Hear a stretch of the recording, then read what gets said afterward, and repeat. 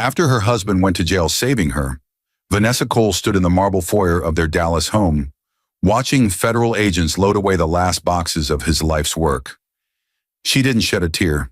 Nathan Cole had taken the fall for a fraud he didn't commit, all to protect her name and her career. He had walked into that courtroom in handcuffs whispering, "I'll handle this, Vanessa. You just stay strong." She did stay strong, just not for him. Within weeks, she'd emptied every account they owned and signed a marriage license beside his boss, Robert Haynes, the same man who'd orchestrated the scandal that sent Nathan behind bars. The same man who had whispered, "You don't have to wait for him, Vanessa. He's never getting out." And while Nathan counted the days in a cold cell, writing letters she never answered, she moved into penthouse suites, champagne in hand, wearing a diamond bought with his sacrifice. But what no one knew, not Robert, not Vanessa, not even the world that mocked his downfall, was that the man they left broken in a prison cell was quietly rebuilding something far more powerful than money. He wasn't the same man who went to jail saving her. He was becoming the man who would shock her, the man who would rewrite the meaning of justice, loyalty, and revenge. Viewers, how far would you go for love? And when love betrays you, do you forgive, or do you return as everything they swore you'd never be? You don't have to wait for him, Vanessa. He's never getting out. Those were the quiet, poisonous words Robert Haynes, her husband's boss, whispered the night she visited the man who had gone to jail saving her.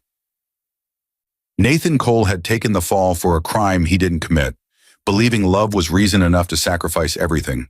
And while he sat in a cell writing letters that would never be read, Vanessa was signing withdrawal slips, emptying their accounts, one transfer at a time. A month later, she stood in the same courthouse where he was sentenced, wearing a wedding ring that wasn't his, and smiling beside the very man who destroyed him. She told friends, "He went to jail for me. I owe him nothing." Those words would come back to haunt her, because the man she thought was buried in shame was quietly building something far more powerful than revenge. A financial empire forged in silence, strategy, and patience. She thought she'd married power, but she'd only traded her soul to the man who would soon lose everything. And when the truth finally came, it didn't come with rage. It came with receipts, evidence, and a courtroom microphone. The same hands that once signed his confession now signed the papers that ended her world. She had no idea that the poor ex-con she abandoned had orchestrated one of the most brilliant financial chess moves in corporate history. A plan so precise that it turned every betrayal into currency and every lie into leverage. Because forgiveness wasn't his weakness, it was his weapon. Viewers, have you ever trusted someone so deeply that their betrayal felt like a physical wound? Have you ever given everything, time, loyalty, even freedom, only to be rewarded with deceit? Tell us, what would you do if the person you saved became the reason you lost everything? Would you forgive, or would you rise from the ashes and rebuild, stronger, smarter, and untouchable? After husband Nathan Cole went to jail saving her, Vanessa stood in the courtroom wearing a black dress that hugged her like an apology she'd never say. The air inside the Dallas County Courthouse smelled of polished wood and cold betrayal. Cameras flashed, reporters whispered, but Nathan's eyes saw only her, the woman he once believed heaven had sent to him. He had pleaded guilty to financial misconduct that wasn't his, all to protect her name and her job. His voice had trembled that day, not out of fear, but out of love. She'd sworn she knew nothing about the company funds transferred under her access code. He believed her, believed so blindly that when the district attorney demanded a scapegoat, Nathan stepped forward, taking every charge. The judge had looked at him with pity and disbelief. "Mr. Cole," she'd said, "you're a fool for loyalty." But Nathan only glanced at Vanessa and whispered, "She's my wife." Now, as the verdict echoed, 3 years in federal custody, Vanessa's fingers brushed her tear-streaked face, but her tears weren't for him. They were for the life she feared losing. She saw her boss, Robert Haynes, sitting quietly in the back row, a tailored suit, a gold watch, eyes that promised the world she thought she deserved. Outside, when Nathan was handcuffed and led toward the waiting van, Vanessa followed with the same hollow expression. "I'll wait for you," she whispered, her voice trembling like a leaf caught between lies. Nathan smiled, holding her wedding band between his thumb and forefinger, and pressed it back into her palm. "That's all I need to hear." But as the van door slammed shut, Vanessa's phone buzzed. A message from Robert appeared on her screen. "Don't worry, I'll take care of everything." Her heart raced, not from guilt, but anticipation. Days later, the newspapers ran the headline, "Cole found guilty in 4.6 embezzlement case." Vanessa's face appeared in photos beside him. The devoted wife, the silent victim. Sympathy poured in. And while Nathan adjusted to life behind iron bars, she adjusted to life in silk sheets. Within months, she'd moved into Robert's penthouse, emptied the joint savings account to cover legal expenses, and began wearing a diamond twice the size of her old wedding ring. Inside the prison, Nathan read about her wedding from a crumpled newspaper left behind in the rec room. A photo showed her, radiant in white, holding the arm of the man who had sent him to jail. His hand tightened around the page, knuckles whitening until the paper tore. No guard saw the single tear that escaped down his cheek. He whispered, "You married the man who destroyed me, Vanessa. But when I walk out of here..." He didn't finish the sentence, because somewhere deep in that silence, the first seed of revenge was born. But what could a broken man, stripped of everything, possibly do against a billionaire and the wife he once loved? Long before Nathan Cole ever went to jail saving her, he had met Vanessa on one of those late Dallas evenings when ambition still felt like a virtue. He'd been a site engineer working on a downtown high-rise, still wearing his neon vest and steel boots, when he stopped at a diner near Lemon Avenue. Vanessa was there, not as a customer, but as the waitress wiping tables after a 14-hour shift. Her laughter was the kind that made tired men forget their worries. She told him she was saving to finish a business administration course. He tipped her more than he could afford, and when she protested, he said, "Don't argue with a man investing in kindness." That single sentence changed everything. Weeks became months. Nathan's paycheck was never enough, but his heart always was. He helped her with tuition, fixed her old Honda when it broke down, and cooked dinner in their one-bedroom apartment on weekends. His friends teased him for loving too deeply, but Vanessa had a softness then, a gratitude that looked like love. When he was promoted to operations director at Haynes Infrastructure Group, he proposed with a modest diamond ring in trembling hands. The wedding was simple, intimate, no luxury, just joy. For a while, their marriage felt like a fairy tale stitched together with faith and hard work. He'd whisper, "We're building something bigger than money," and she'd smile, pretending to believe him. But real life crept in like slow poison. Robert Haynes, Nathan's boss, had taken notice of Vanessa when she joined as an executive assistant. He admired her elegance, her voice, her ability to make a room turn. He began complimenting her during board meetings, gifting her designer perfumes as appreciation. Nathan brushed it off at first. He trusted her completely. Then came the company crisis. Missing funds, altered reports. Nathan discovered the trail led back to a system ID under Vanessa's department. She cried when confronted, insisting it was a mistake, that someone had used her login. He believed her instantly, the same way a drowning man believes in air. That night, as they sat in their living room, Vanessa wept into his chest, whispering, "I can't lose this job, Nathan. You know how hard I worked to get here." And that's when he made the decision that changed his life. He went to Robert's office the next morning and said, "If someone needs to take the fall, let it be me. I'll protect my wife's name." Robert had only smiled, a quiet, calculating smile. From that day, the balance of power shifted forever. While Nathan prepared to sacrifice his freedom, Vanessa began to taste the life she thought she deserved. Wine at corporate dinners, luxury events, the attention of a man who controlled billions. She convinced herself it was harmless, but the line between survival and betrayal was thinner than she imagined. And Nathan, blinded by loyalty, never saw that his act of kindness would become the very weapon used to destroy him. The sound of steel doors clanging shut became Nathan's new morning bell. Prison life stripped everything from him, privacy, dignity, even time. But the one thing he clung to was the thought of Vanessa waiting on the outside. Every letter he wrote began the same way. My love, I'm counting days until I see you again. Weeks turned to months, and then silence began to stretch between them. Her visits grew less frequent. Her voice on the phone, once warm and trembling, became cold, distant, efficient. She'd say, Nathan, I'm trying to hold everything together. Please don't make this harder. And he would apologize, as though he were the one who had abandoned her. Still, he dreamed of her face, the smell of her jasmine perfume, the soft click of her heels coming down their apartment hallway. In those moments, he could almost believe the world outside still belonged to him. Until the morning he received a letter, not from Vanessa, but from the bank. The envelope was thin, clinical, addressed to his prison cell. Notice of account closure. He read the numbers twice, his breath catching. Their joint savings gone. Retirement fund emptied. Mortgage account settled early with an unknown wire transfer. He thought there must be some mistake. Vanessa must have moved the funds for safety. Then came the newspaper. Someone had left it on the cafeteria table, folded neatly. Headline up, Haynes Infrastructure CEO marries longtime executive assistant Vanessa Cole. Nathan froze. His spoon fell, clattering on the tray.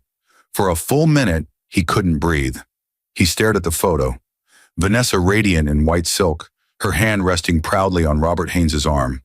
The caption below read, Love triumphs amid corporate scandal. Inmates around him laughed at some other headline, unaware the world inside Nathan had just shattered.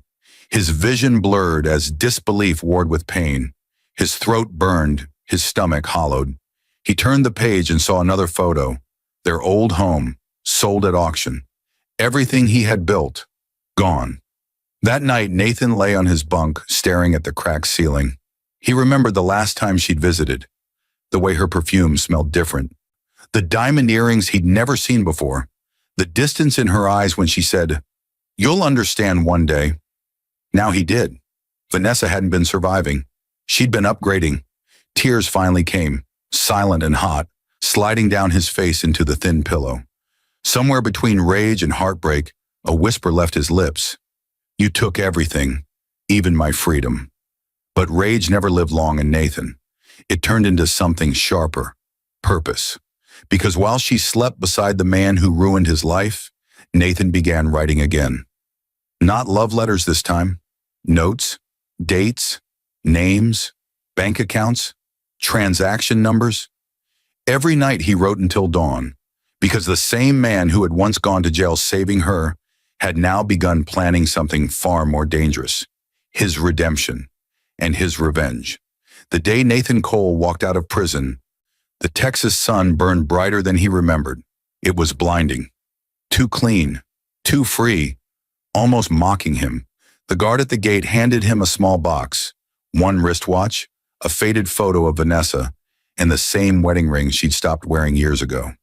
He stepped into the open world with no one waiting for him. No wife, no friends, no home. The only sound was the hum of traffic on the highway and the distant bark of a dog. 2 years behind bars had stolen his career, his reputation, and his marriage, all traded for a lie. He found a cheap motel near Fort Worth, its walls thin enough to hear every argument next door. His first night out, he sat by the window, watching taillights streak by like red ghosts. The city moved on without him. In the reflection of the glass, he didn't see a broken man. He saw a question. Who are you now?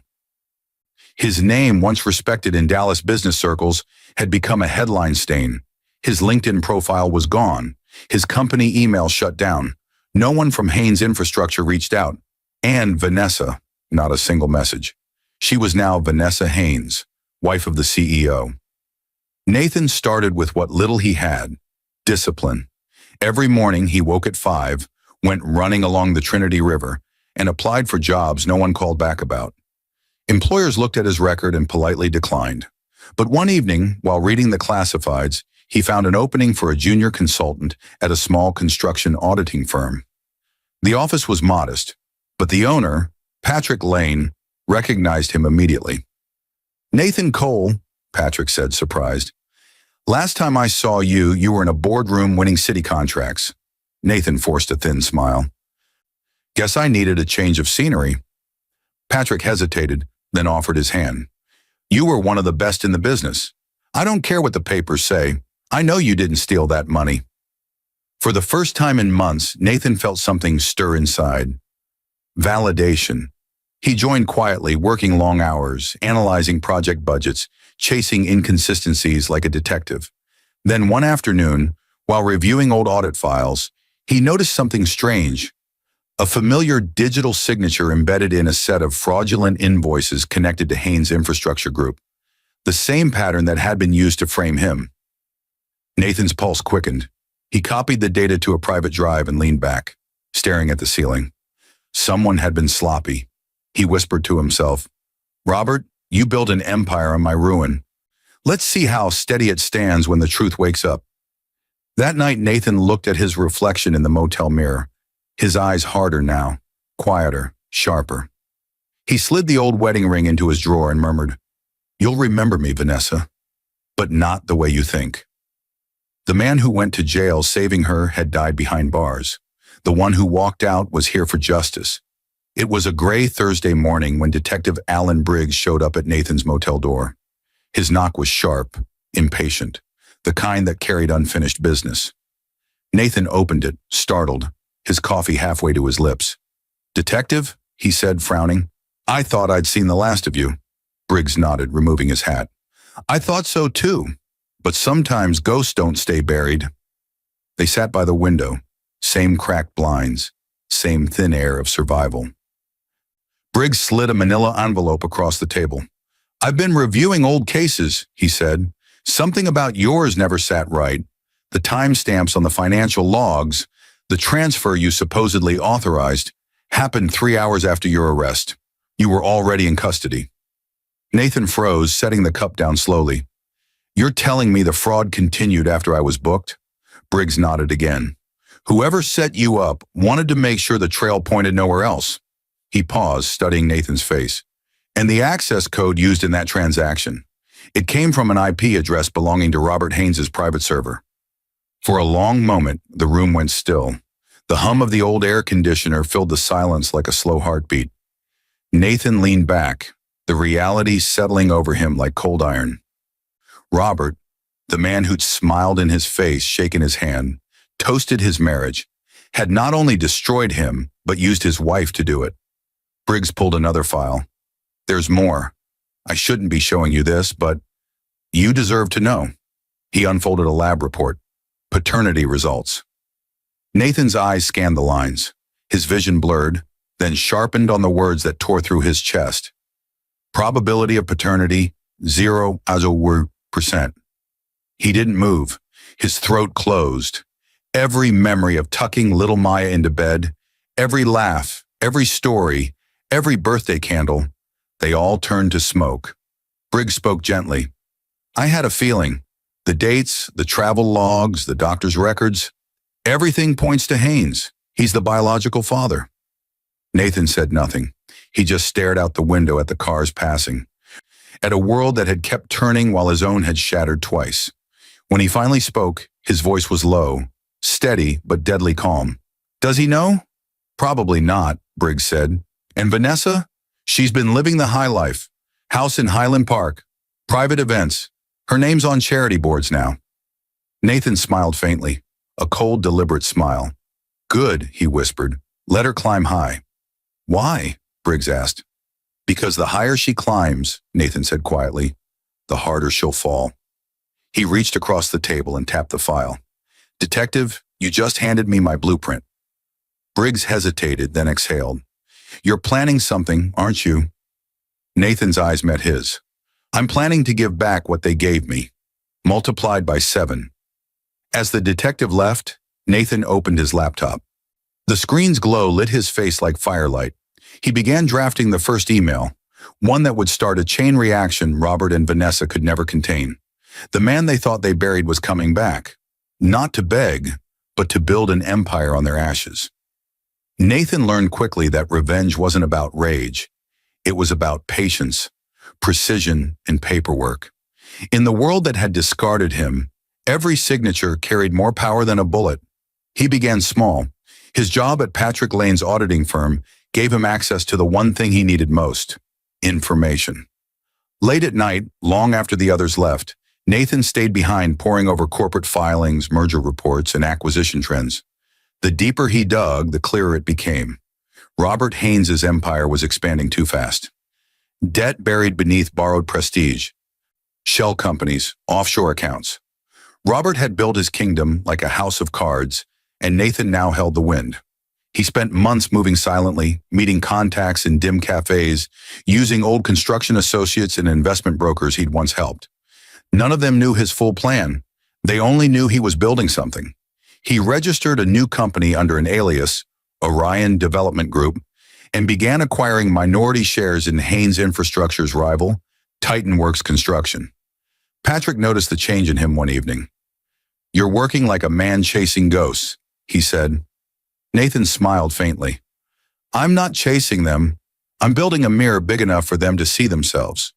Within a year, Orion quietly owned 30% of Titan Works through layered investors, a controlling influence hidden behind multiple fronts. He never flaunted it. While Robert hosted lavish galas and Vanessa smiled beside him for magazines, Nathan met investors in coffee shops and worked through spreadsheets until dawn. But revenge wasn't only financial. It had to be moral, emotional, psychological. He started the first of 7 layers: exposure through performance. He convinced Patrick to pitch Titan Works for a $1 billion federal highway project, the same one Haynes Infrastructure was bidding for.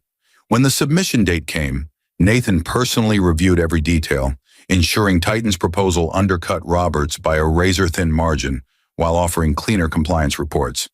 2 weeks later, the announcement came. Titan Works had won. The news rippled through Dallas like thunder. Haynes Infrastructure's stock dipped 17% overnight. Robert was livid. Insiders whispered that he'd smashed a glass in his office. Vanessa was seen leaving the building mid-meeting, her phone pressed to her ear, her smile gone. Patrick raised his glass at a small dinner and said, "Whoever prepared that proposal deserves a medal." Nathan only smiled. "No medal needed. I'm just getting started." But his victories weren't without cost. Nights alone were long. Sometimes, when he stared at the city skyline, he imagined Maya's laughter echoing through their old home. He'd clench his fists, remind himself of the truth, and return to his screen. The man who once signed away his freedom now signed deals that would destroy the empire built on his pain. And as Robert and Vanessa celebrated their anniversary in front of cameras, Nathan watched the footage from his motel room. His reflection in the dark TV screen smiled back at him. "Happy anniversary," he murmured. "I hope you're enjoying the calm before the storm." By the time the fiscal quarter ended, Robert Haynes's empire had begun to bleed quietly. Contracts delayed, clients defecting, suppliers switching allegiance without warning. On the surface, it looked like market turbulence. Inside the boardrooms, whispers grew louder. Titan Works is dominating every bid. Who's funding them? No one suspected that the ghost Robert once buried was pulling every string. Nathan had mastered the art of invisibility. Through Orion Development Group, he had funneled enough capital to turn Titan Works into a giant, not by force, but by credibility. Every audit was flawless, every tender transparent. While Robert's empire relied on manipulation, Nathan's was built on ethics, the very thing Robert had mocked him for. Vanessa felt the tension long before Robert admitted it. She noticed his temper, the slammed doors, the phone calls that ended with curses. "It's just business," he told her, pouring whiskey late into the night. But when their largest investor pulled out citing ethical concerns, she began to feel the same creeping fear she once saw in Nathan's eyes years ago. That night she dreamed of prison bars. When she woke, she saw Robert asleep beside her, and for a fleeting moment, she imagined the handcuffs were on her. Meanwhile, Nathan expanded the second layer of his revenge: collapse through leverage. He discovered Robert's secret, an illegal offshore pipeline where funds had been shifted from city projects into private accounts. Nathan sent anonymous tips to investigative journalists, disguised through encrypted servers. Within weeks, headlines appeared across financial blogs. Anonymous whistleblower exposes financial irregularities at Haynes Infrastructure. The company's shares plummeted. Panic spread. Patrick came into Nathan's office with a newspaper in hand. "You see this?" he asked, grinning. "Haynes Infrastructure's stock dropped another 20 points overnight. Whoever's behind this is ruthless." Nathan didn't look up from his laptop. "Ruthless," he repeated quietly, "is just another word for fair when truth finally speaks." While the city speculated, Vanessa grew restless. Reporters camped outside their mansion. The same people who once admired her dresses now whispered that she had married a crook. One evening, she walked into Robert's office, voice shaking. "Is any of this true?" He looked at her, cold, dismissive. "You wouldn't understand business even if I explained it." She flinched, the memory of Nathan's gentleness flashing before her. For the first time, guilt tasted bitter. Nathan, meanwhile, moved on to the third layer. Social isolation. Using quiet influence, he persuaded Haynes's top executives to defect, offering them roles in TitanWorks under confidentiality agreements. Within a month, Robert's leadership team collapsed from within. The press called it the silent exodus.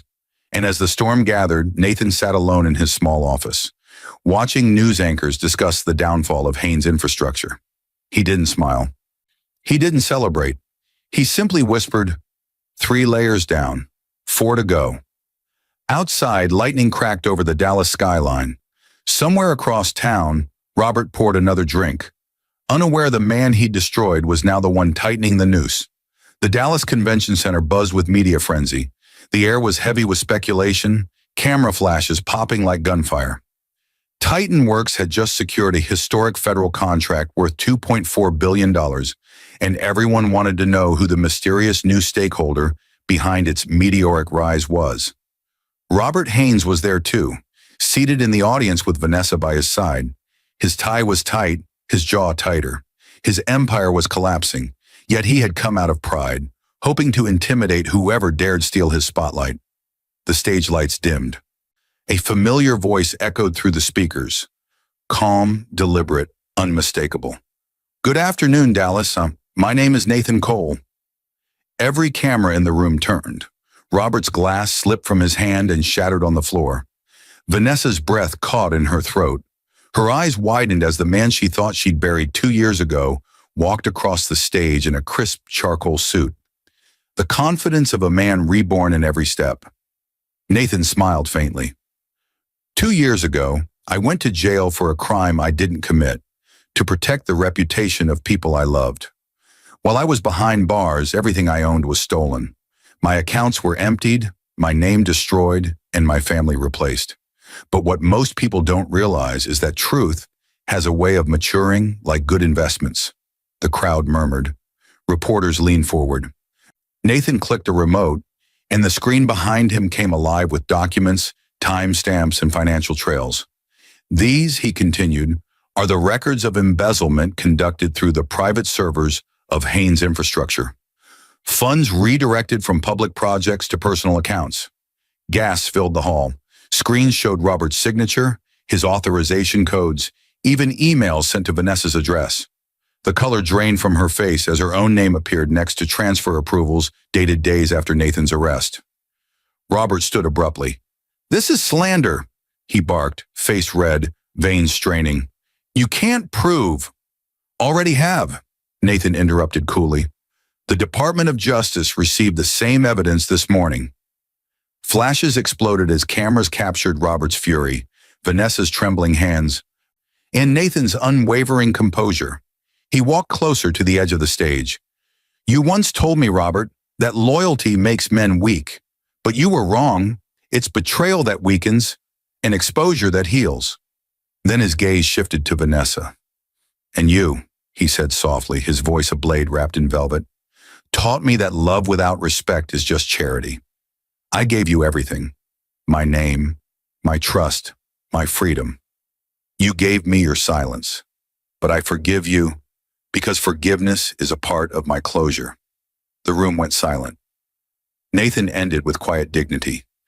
TitanWorks isn't just a company, it's a second chance for those who've been broken, framed, or forgotten. To everyone who ever lost everything because they trusted the wrong people, your story doesn't end in ruin. As the crowd erupted in applause, Vanessa's mascara streaked down her cheeks. Reporters swarmed forward. Robert shouted for security. But it was too late. The world had already seen the truth. And for the first time, Nathan walked off stage, not as the man who went to jail saving her, but as the man who came back to finish the case. The courtroom was packed, every seat filled, every corridor lined with reporters. The case had become national news. State of Texas versus Robert Haynes and Vanessa Haynes. The same courthouse where Nathan had once stood in handcuffs now bore witness to his redemption.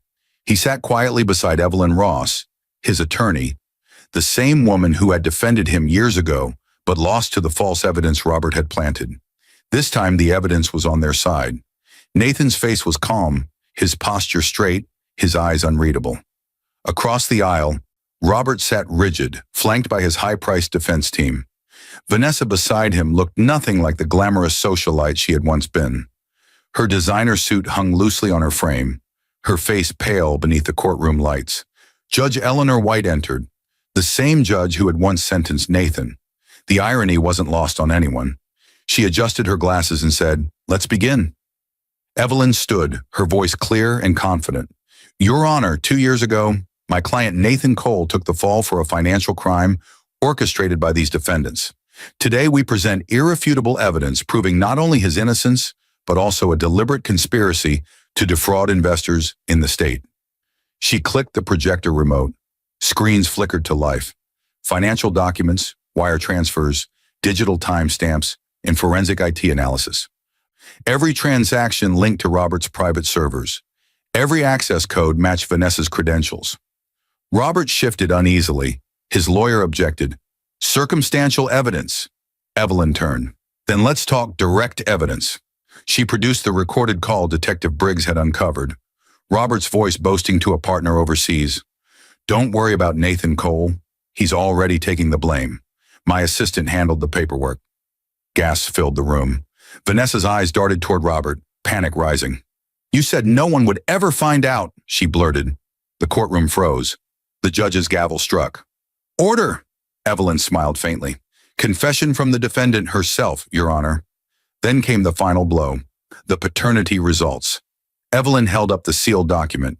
And as for motive, Vanessa Cole's affair with Robert Haynes began before Nathan's conviction. Their relationship produced a child whom Mr. Cole lovingly raised, unaware of the deception. This was not an act of passion. It was a calculated plan to erase him. Vanessa broke down in tears, covering her face. Robert stared ahead, jaw clenched, realizing the empire he built had turned to ash. Judge White leaned forward, voice stern. "Mr. Cole, do you wish to address the court?" Nathan rose slowly. Every camera turned toward him. "Your Honor," he began softly, "I don't seek revenge. I seek balance.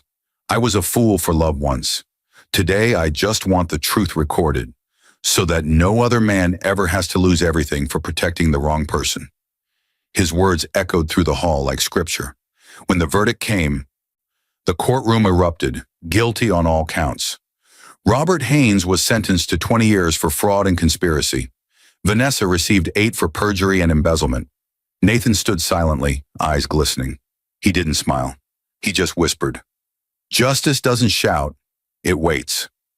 And as the bailiff led them away, Vanessa turned back once, searching his face for mercy that no longer lived there. Nathan didn't even blink. The first morning after the verdict, Dallas woke to headlines splashed across every business journal. Disgraced CEO and wife sentenced in $4.6 billion fraud case. Victim reclaims empire. For most, it was a story of downfall. For Nathan Cole, it was closure. He stood at the window of his new office, 50 floors above the city skyline, watching sunlight spill across the glass towers. Titan Works' name gleamed in gold on the opposite building. The company he'd once helped from the shadows, now fully his. But there was no champagne, no press conference, no celebration. Revenge wasn't meant to be loud. It was meant to be final. Still, there were 7 layers, and the last one had to be personal. Days after sentencing, Vanessa sat alone in a holding cell, clutching the same wedding ring Nathan had returned to her the day he went to jail. The irony cut deeper than the steel bars around her. She had traded loyalty for luxury, truth for diamonds, and lost everything. Even Robert's attorneys had abandoned him, his assets frozen, his name erased from every corporate registry. His mansion had been seized, his board replaced by Titan Works executives. Nathan had purchased the Haynes estate at auction for $1 above the minimum bid. On the day of repossession, Nathan walked through its empty halls. The marble floors still echoed the laughter of the life stolen from him. He paused in the master bedroom, staring at the grand mirror Vanessa once used for her morning rituals. He could almost hear her voice saying, "We deserve better." He whispered, "You got better," for a while. Then he opened a letter he had written but never sent. It read simply, "Forgiveness isn't for you. It's for me. I'm done bleeding for people who never deserved my scars." He left it on the nightstand and walked away. That was the final layer. Freedom. Weeks later, Evelyn Ross met him at a quiet cafe. "You could have crushed them harder," she said. "Seized the properties, auctioned the art. You left millions untouched." Nathan smiled faintly. "I didn't need to destroy them. I needed them to remember who I was when they thought I was nothing." She studied him a moment. "So what now?" He glanced at the skyline. "Now I build, not for revenge, for legacy." Outside, the city pulsed with life, a world that no longer looked down on his name. Somewhere across town, Maya attended a private school under her grandmother's care. Nathan had arranged it quietly through his lawyer. The child wasn't his by blood, but she had once been his daughter by heart, and he wouldn't let her suffer for her parents' sins. As the sun set, Nathan slipped his wedding ring into the Trinity River, watching the ripples spread until it disappeared. The man who went to jail saving her was gone forever. In his place stood something far more dangerous, a man who learned that kindness without strength invites betrayal, but forgiveness, when earned, is the most powerful revenge of all. He turned, hands in his pockets, and walked toward the horizon, a free man at last.